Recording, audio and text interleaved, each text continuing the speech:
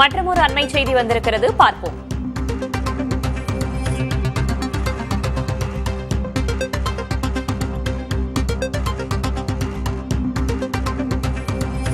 கரூர் துயரம் தொடர்பான விசாரணையை தொடங்கியிருக்கிறார் அருணா ஜெகதீசன்.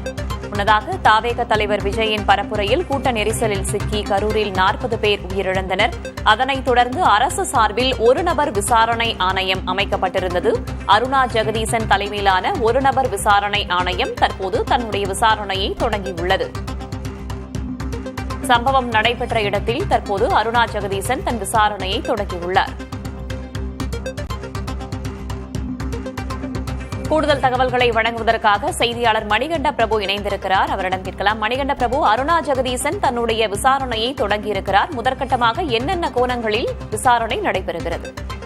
வேதவள்ளி, கரூர் கூட்ட நெரிசல் துயர சம்பவத்தில் 40 பேர் உயிரிழந்தார்கள். இந்த சம்பவம் தொடர்பாக ஓய்வு பெற்ற நீதிபதி அருணா ஜெகதீசன் தலைமையில் ஒரு நபர் ஆணைய விசாரணை குழுவை தமிழக அரசு அமைத்திருந்தது. தற்போது ஓய்வு பெற்ற நீதிபதி அருணா ஜெகதீசன் சம்பவ இடமான வேலுசாமிபுரம் பகுதியில் நேற்றைய தினம் தமிழக வெற்றி கழக தலைவர் விஜய் பிரச்சாரம் செய்த பகுதியில் தனது விசாரணையை தொடங்கியிருக்கிறார். ஏராளமான காவல்துறை அதிகாரிகள் அவரை சுற்றி இருக்கிறார்கள். அவர்களிடம் நடந்த விவரங்களை குறித்து ஓய்வு பெற்ற நீதிபதி அருணா ஜெகதீசன் கேட்டறிந்து வருகிறார். நேற்றைய தினம் நடைபெற்ற இந்த சம்பவத்தில் முதல் கட்டமாக 38 பேர் உயிரிழந்தார்கள். அதனைத் தொடர்ந்து 2 பேர் என 40 பேர் வரை இன்று உயிரிழந்திருக்கிறார்கள். இந்த சம்பவம் என்பது நாட்டையே மிகவும் அதிர்ச்சிக்குள்ளாகவும் சோகத்திற்குள்ளாகவும் மாற்றி இருக்கிறது. இதனை அடுத்துதான் இந்த சம்பவம் குறித்து உரிய விசாரணை நடத்துவதற்காக தமிழக அரசு ஓய்வு பெற்ற நீதிபதி அருணா ஜெகதீசன் தலைமையில் ஒரு நபர் விசாரணை ஆணையம் அமைத்து உத்தரவிட்டிருந்தது.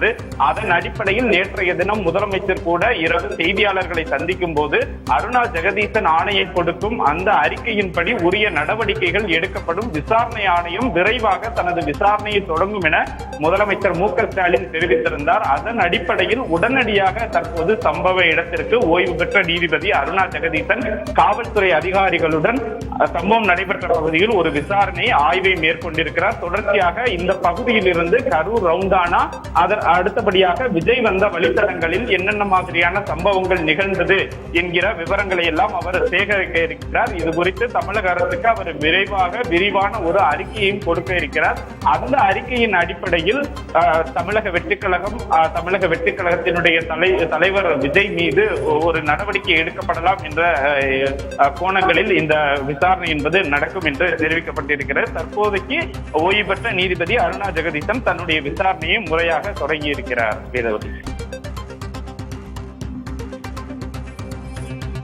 தற்போது சம்பவம் நடந்த இடத்தில் அவர் ஆய்வு மேற்கொண்டு வருகிறார். தொடர்ந்து வேறு எங்கெங்கெல்லாம் செல்ல இருக்கிறார்? யாரேனும் சந்திக்க இருக்கிறாரா பாதிக்கப்பட்டவர்களை?